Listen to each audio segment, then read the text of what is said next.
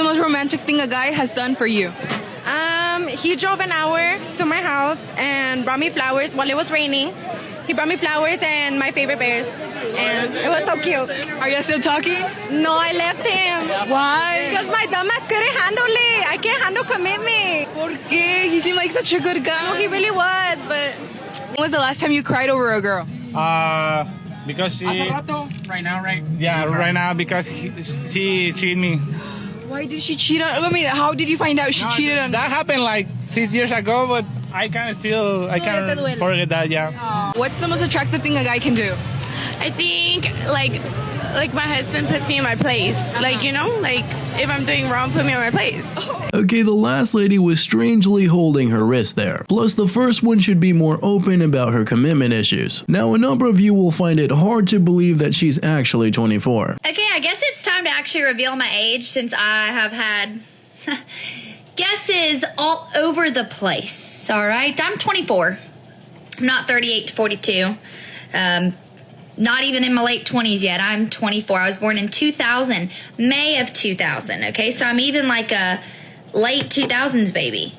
24. You serious? Why did Tim Duncan prefer to give his wife's lover $7 million rather than divorce her? In 2000, the Magic offered Duncan a lucrative contract, but because they didn't allow players to bring their girlfriends on private jets, he immediately declined the $68 million deal. After their marriage, Duncan established a medical foundation to support Amy's career, entrusting all the funds to her management. However, it wasn't long before Duncan noticed that large sums of money were missing from the account. With the help of a private investigator, Duncan discovered that his wife had cheated on him with a personal trainer and had given him several $1 million to start a business. Fortunately, Duncan ultimately won the case and gained custody of their children. Even so, he couldn't let go of their 12-year relationship and gave Amy $7 million as a settlement. Ironically, 2 years later, Amy squandered the money and her lover left her as well. Today, Duncan has found true love and is very happy with his girlfriend, Vanessa McComas. I hope this couple can stay happy together forever.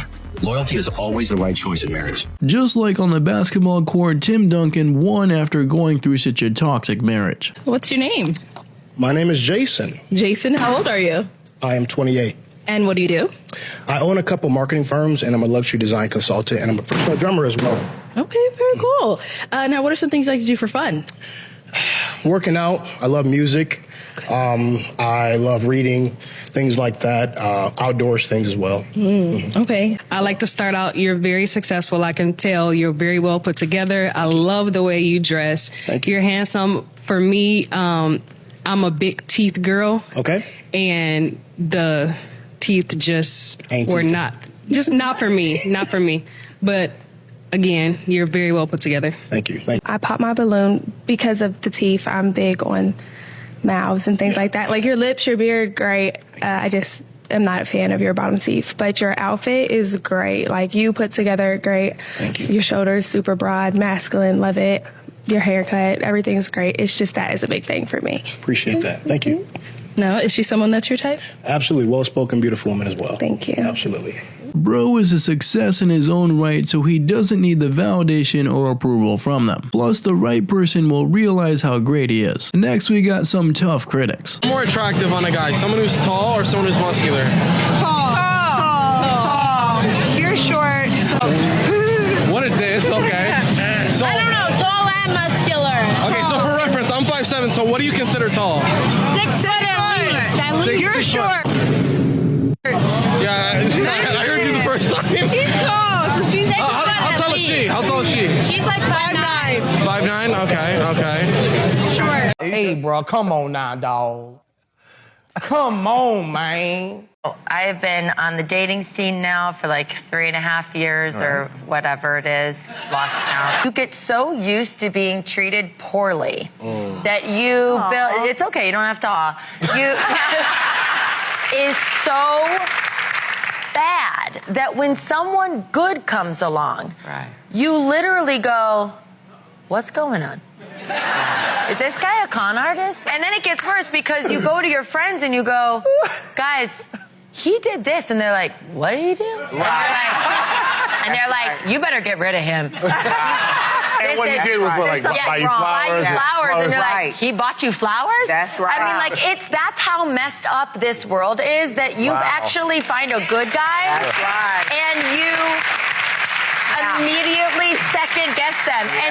And it is funny, Jerry, because you literally you can't believe that someone good is in your life.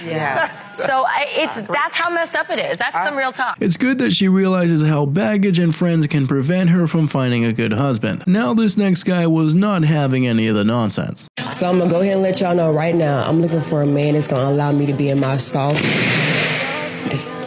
This is what you got me coming to right now.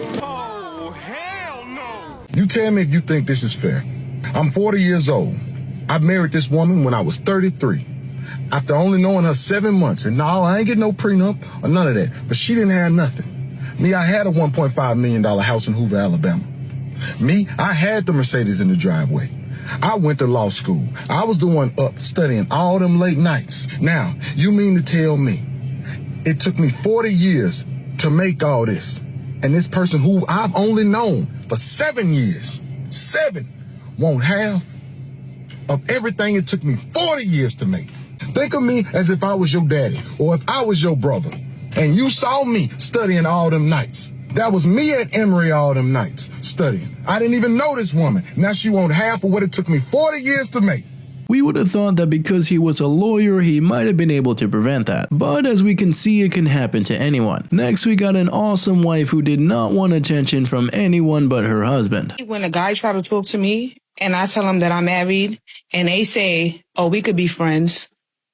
No, the f we can't. My man is my friend. Do I need to be your friend for, bitch? You know what time it is? Disco time.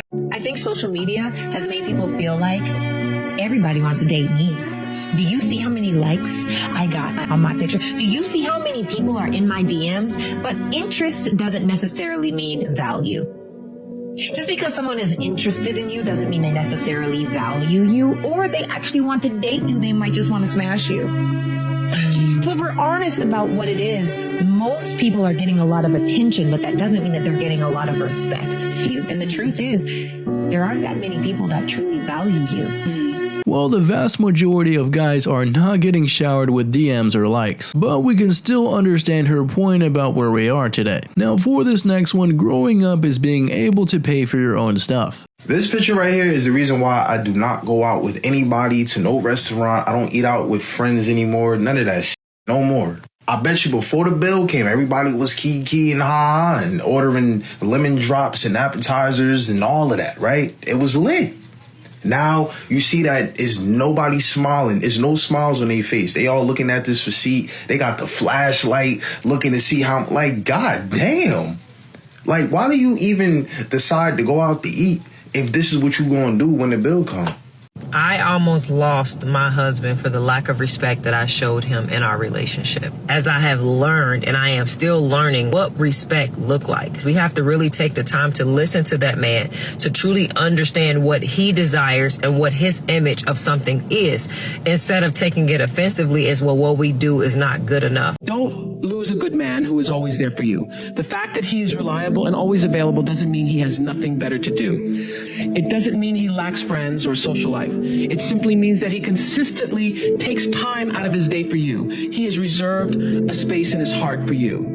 The day that good man turns his back on you, you'll understand the difference between warmth and coldness. It's easy to forget the value of consistency and devotion until it's gone. As they say, you don't know what you got until it's gone. And then when they realize the value of the good guy, it's often too late. Now this next guy's satire is a funny way to bring up the double standards. Just say you can't afford me. Just say you're a brokey. That's all you have to say. Like, I know my worth. I know what I bring to the table. And obviously, you have nothing to bring to the table. Like, I think just paying my bills, drizzle, is just the bare minimum. She's going to add value. She's going to pay my bills. She's going to buy my truck. She's going to do those things, drizzle. We don't have time to deal with broke dusties up in here. Why get a divorce after 25 years of marriage? The short answer is because it is not too late to be happy.